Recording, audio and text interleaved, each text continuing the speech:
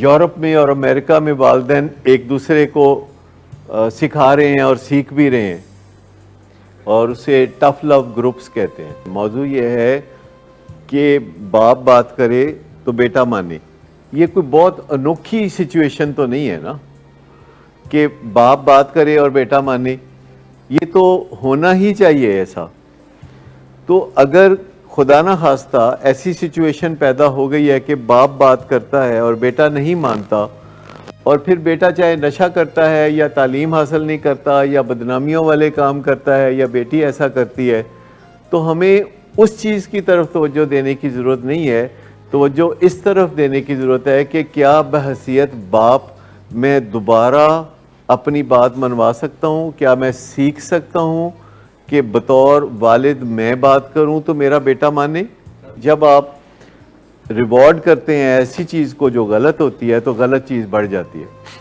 جب آپ ریوارڈ کرتے ہیں ایسی چیز کو جو غلط ہوتی ہے تو پھر غلط چیز بڑھ جاتی ہے۔ ذہن میں سوچا کریں کہ غلط چیز کو ریوارڈ نہیں کرنا، ریوارڈ صحیح چیز کو کرنا ہے۔ اگر آپ کا بیٹا علاج کے بعد فالو اپ میں آنے سے کتراتا ہے تو آپ آئیے۔ جب آپ آئیں گے تو اس کو کیوریوسٹی ہوگی کہ ہم پتہ نہیں میرے خلاف کی منصوبہ بن رہا ہوگا، پھر وہ خود بدی لگی ہوتی ہے۔ اگر کوئی بندہ ایک دفعہ نشے کا مریض بن جاتا ہے تو وہ نشہ چھوڑ بھی دیتا ہے اور 10 سال بھی چھوڑی رکھتا ہے تو پھر بھی ہم کہیں گے کہ اس کو نشے کی بیماری ہے۔ یہ دنیا بھر میں تسلیم شدہ بات ہے کہ اگر کوئی بندہ ڈائبٹیز کا مریض ہے اور اس کی شوگر کنٹرول ہو جاتی ہے اور 10 سال کنٹرول رہتی ہے تو پھر بھی کہا جائے گا کہ اس کو شوگر کی بیماری ہے۔ اگر کوئی بندہ دل کا مریض ہے جس کو سٹینٹ پڑے ہیں اور 25 سال ہو گئے ہیں سٹینٹ پڑے اور وہ دیکھنے میں بہت بہترین نظر آتا ہے تو اس کو پھر بھی دل کی بیماری ہے۔ نشے کی بیماری میں مریضوں کی الماری میں سکیلٹنز ہوتے ہیں، جب تک وہ سکیلٹنز وہیں ہیں تب تک بیماری سلامت ہے۔ بیماری کی جڑیں ان سکیلٹنز میں ہوتی ہیں اور وہ سکیلٹن جو ہیں وہ نکل نہیں ہوتے ہیں۔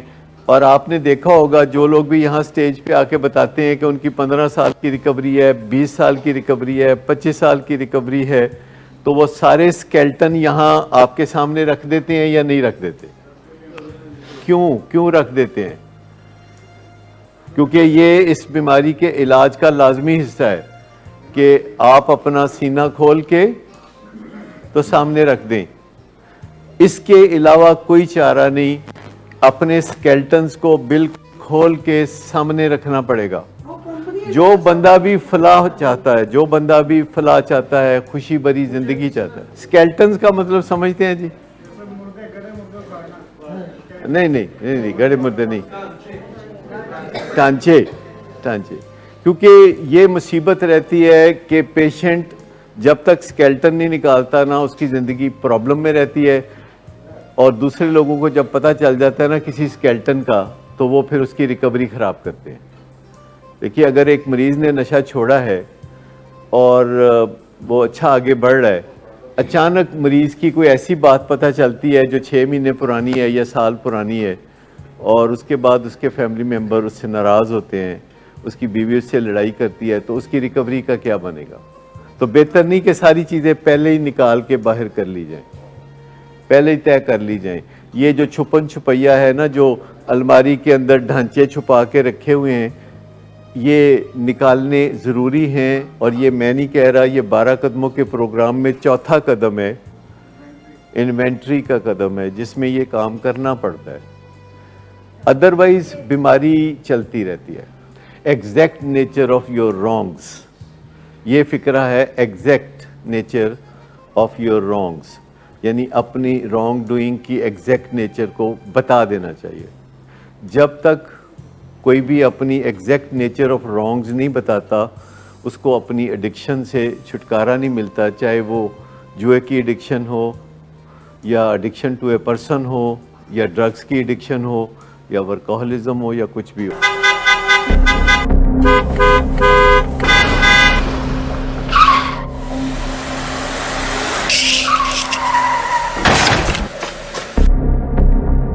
گھٹیا انسان، اتنی دیر سے گیٹ کیوں کھولا؟